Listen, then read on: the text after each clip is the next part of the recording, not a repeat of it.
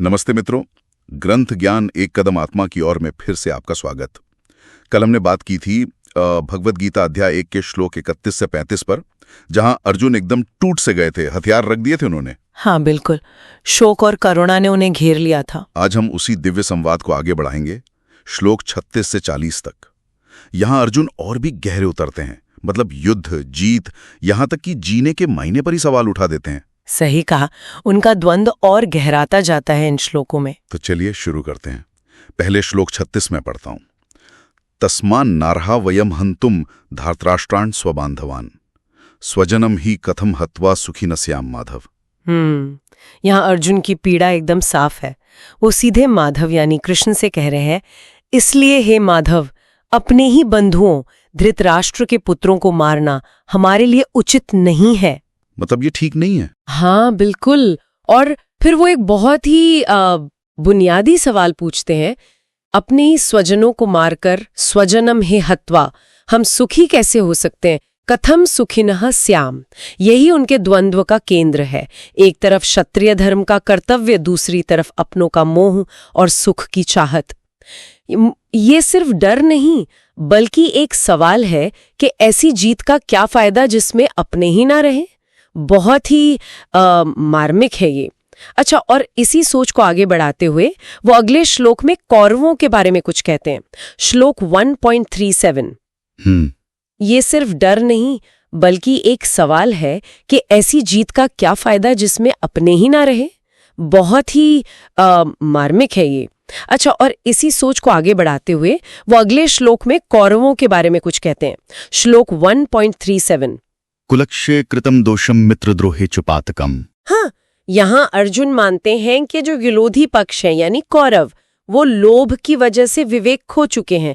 लोभोपह चेतसः, मतलब जिनका मन लोभ ने हर लिया है, भ्रष्ट कर दिया है। अच्छा। वो कहते हैं कि हालांकि ये लोग लोभ में इतने अंधे हो गए हैं कि इन्हें ना तो कुल के नाश में कोई बुराई, कुलक्षय कृतम दोषम दिख रही है, और ना ही मित्रों के साथ विश्वासघात करने में कोई पाप, मित्रद्रोहे च पातकम। हाँ, लेकिन यहीं पे अर्जुन एक बहुत ही दिलचस्प बात कहते हैं। वो कहते हैं कि चलो वो नहीं देख पा रहे हैं तो क्या हुआ, हम तो देख पा रहे हैं। ये अगले श्लोक में आता है, श्लोक 1.38, है ना। कथम न ज्ञेयम अस्माभिः पापदस्मान् निवर्तितुम कुलक्षय कृतम दोषम प्रपश्यद्भिर्जनार्दना। बिल्कुल सही पकड़ा आपने। अर्जुन यहाँ एक नैतिक तर्क दे रहे हैं। वो कहते हैं, हे जनार्दन, अगर वे कौरव लोभ में अंधे हैं और पाप नहीं देख रहे, तो भी हम अस्माभिः जो कुल के नाश से होने वाले दोष को साफ साफ देख रहे हैं, प्रपश्यत भी है। हमें इस पाप से हटने, पापादस्मान् निवर्तितुम का विचार क्यों नहीं करना चाहिए। अच्छा, मतलब कि अगर हमें पता है कि ये गलत है तो हमें इससे बचना चाहिए, भले ही सामने वाला न समझ रहा हो। जी, उनका तर्क यही है कि ज्ञान और विवेक के साथ जिम्मेदारी आती है। जानते बूझते पाप क्यों करें, ये वाकई बहुत गहरी बात है। और अब देखिए, अर्जुन की चिंता सिर्फ व्यक्तिगत पाप पुण्य या सुख दुख तक ही नहीं रहती, वो युद्ध के सामाजिक असर की तरफ बढ़ते हैं।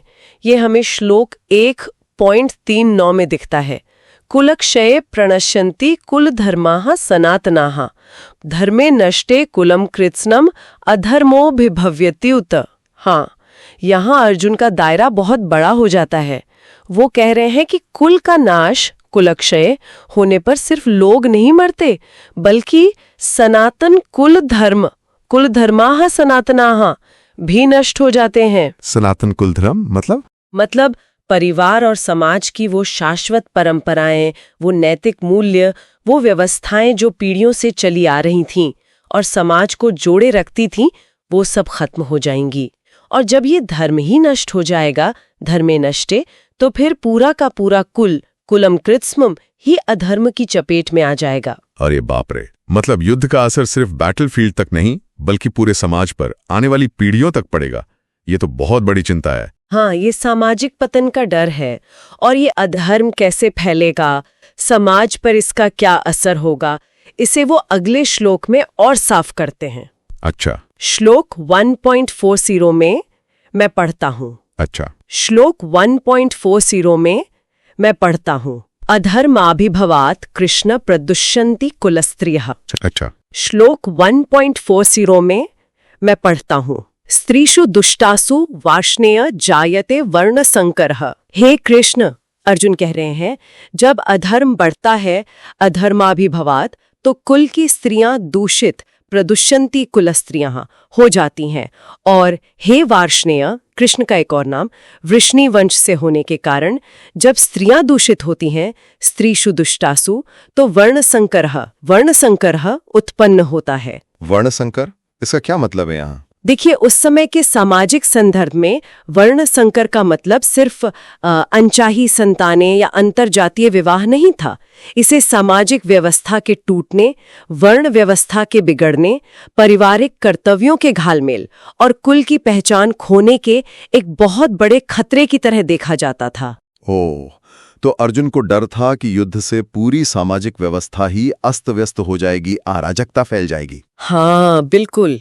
उनका डर व्यक्तिगत मोह या पीड़ा से बढ़कर सामाजिक ताने बाने के बिखर जाने का डर बन गया था। तो हमने इन श्लोकों में देखा कि अर्जुन का दुख कितना गहरा और व्यापक है। ये सिर्फ अपनों को खोने का डर नहीं है, वो युद्ध को एक महापाप मान रहे हैं जिसके परिणाम भयानक होंगे।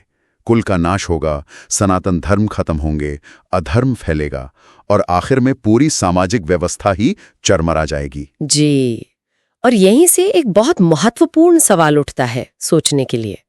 अर्जुन उस समय एक बड़े धर्म संकट में है। एक तरफ उनका क्षत्रिय धर्म है जो युद्ध करने को कहता है, दूसरी तरफ वो उस युद्ध के भयानक, दूरगामी सामाजिक और नैतिक परिणामों को देख पा रहे हैं। कुल का नाश, अधर्म, वर्ण संकर। कर्तव्य बनाम परिणाम का द्वंद्व। हाँ, और ये हमें सोचने पर मजबूर करता है कि हम अपने कर्मों के उन परिणामों का आकलन कैसे करें जो शायद तुरंत न दिखें, पर जिनका असर पीढ़ियों तक रह सकता है। ये संतुलन बनाना, ये सवाल आज भी उतना ही प्रासंगिक है ना? अपने कर्मों की तात्कालिकता और उनके दूरगामी असर के बीच संतुलन कैसे साधना?